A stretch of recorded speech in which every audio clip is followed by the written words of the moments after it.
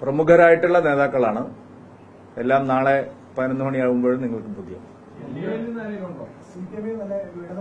ഇടതുമുന്നണിയിൽ നിന്ന് നാളെയില്ല, അടുത്ത ദിവസങ്ങളിലുണ്ടാവും. അല്ലല്ല, അങ്ങനെയൊന്നും വ്യാഖ്യാനിക്കണ്ട. രാഷ്ട്രീയമാണ്. സീറ്റുകൾ തെരഞ്ഞെടുപ്പിൽ മത്സരിക്കുന്നത് മാത്രമല്ലല്ലോ. ഇപ്പോൾ പത്മജ വേണുഗോപാൽ വന്നു, അവർ തെരഞ്ഞെടുപ്പിൽ മത്സരിക്കുന്നില്ലല്ലോ. അതിനപ്പുറത്തേക്ക് കേരളത്തിലെ ഒരു പുതിയ രാഷ്ട്രീയം ഉയർന്നു വരിക. പത്തനംതിട്ടയിൽ നിന്ന് നിരവധി കോൺഗ്രസ് പ്രവർത്തകർ ഈ തെരഞ്ഞെടുപ്പ് കാലത്ത് NDAയിൽ ചേരും.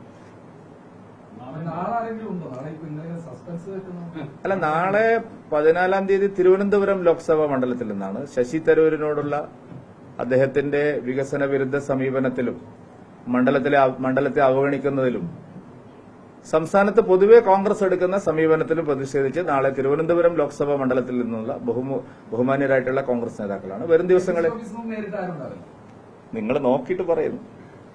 എല്ലാം ചോദിച്ചിട്ട് മനസ്സിലാക്കിയിട്ട് അവിടെ അറിയിക്കാനാണോ? അല്ല, പ്രധാനമന്ത്രിയുടെ സന്ദർശനത്തിൽ അത്തരം നേതാക്കൾക്കുള്ള സ്വീകരണം ഒരിക്കലും ഉണ്ടാവാറില്ലല്ലോ.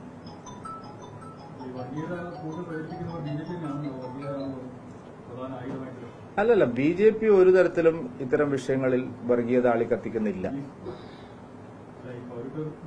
അല്ല, അതിൽ ഞങ്ങള് CPM-ന്റെ ഇരട്ടത്താപ്പാണ് ചൂണ്ടിക്കാണിച്ചത്. നിങ്ങൾ മനസ്സിലാക്കേണ്ട ഒരു കാര്യം, ശ്രീ പിണറായി വിജയൻ ഇങ്ങനെ വലിയ ഡെക്കറേഷൻ ഒന്നും വേണ്ട. അദ്ദേഹം എന്തൊക്കെ നടപ്പിലാക്കില്ലെന്ന് പറഞ്ഞു അതൊക്കെ ഇവിടെ നടപ്പിലാക്കിയിട്ടുണ്ട്. ഞാൻ ഇന്നലെ അതാണ് പറഞ്ഞത്. അദ്ദേഹം പറഞ്ഞു GST നടപ്പിലാക്കില്ല, നടപ്പിലായി. നോട്ട് നിരോധനം അംഗീകരിക്കില്ല, അംഗീകരിച്ചു. മുത്തലാഖ് ബില്ല് ഞങ്ങളിവിടെ അംഗീകരിക്കില്ല. ഞങ്ങള് ദേശീയ വിദ്യാഭ്യാസ നയം അംഗീകരിക്കില്ല. ഇതൊക്കെ നിങ്ങളുടെ മുമ്പിലുള്ളതാണല്ലോ.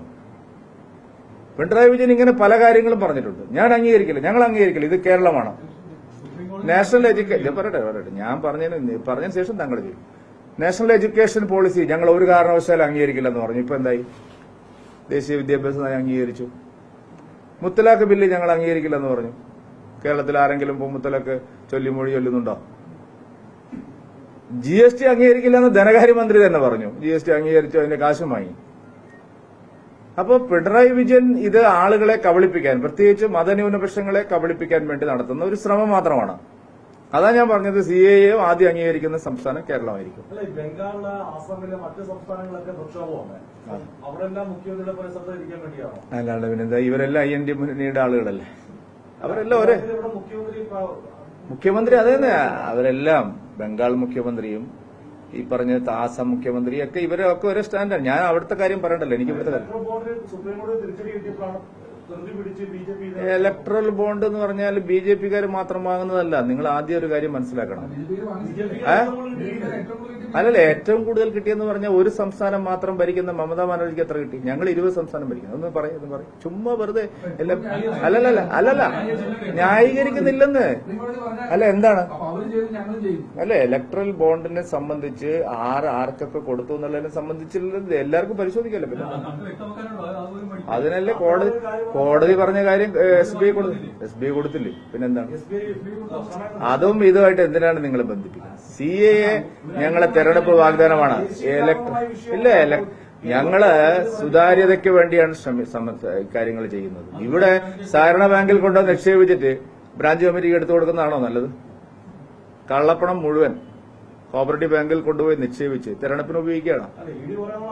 ED എന്താ അന്വേഷിക്കാതെ 32 ബാങ്കുകൾ കണ്ടെത്തിയിട്ടുണ്ട് തൃശൂർ ജില്ലയിൽ മാത്രം. ഒരൊറ്റ കേസ് അന്വേഷിക്കുമ്പോൾ കരുവന്നൂർ സർവീസ് സഹകരണ പറയട്ടെ നിങ്ങൾക്ക് വല്ലാത്ത വേവലാതി ഉണ്ടെന്ന് എനിക്കറിയാം. കരുവന്നൂർ സർവീസ് കോപ്പറേറ്റീവ് ബാങ്കിന്റെ കേസ് അന്വേഷിക്കുമ്പോൾ മാത്രം 32 കോപ്പറേറ്റീവ് ബാങ്കുകളിലാണ് CPIM പാർട്ടി ഒരു ജില്ലയിൽ. പത്തനംതിട്ടയ്ക്ക് എത്ര ഉണ്ടാവും എന്നുള്ളത് നമുക്ക് കാത്തിരുന്ന് കാണാം. അല്ല, BJP ഭരിക്കുന്ന ബാങ്കിൽ കള്ളപ്പണം ഉണ്ടെങ്കിൽ കണ്ടുപിടിക്കല്ലോ. ഏത് ഏജൻസിക്ക് വേണേ കൊടുക്കല്ലോ. ഹൈക്കോടതി പോയിട്ട് വാങ്ങിയതല്ലേ.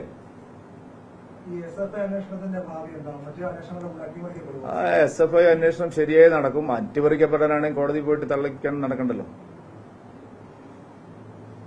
പുലർന്നവർ വെള്ളം കുടിക്കുമെന്ന് ആദ്യം പറഞ്ഞതാണ്. അതെങ്ങനെയാണ് നിങ്ങൾ പറഞ്ഞത്? നിങ്ങൾ എന്താ ജ്യോതിഷ പ്രവചനം നടത്തുന്നത്? പലപ്പോഴും ഒന്നുമില്ല. അങ്ങനെ ചുമ്മാ നിങ്ങൾ പറയരുത്. എല്ലാ കേസുകളും നടന്നുകൊണ്ടിരിക്കും.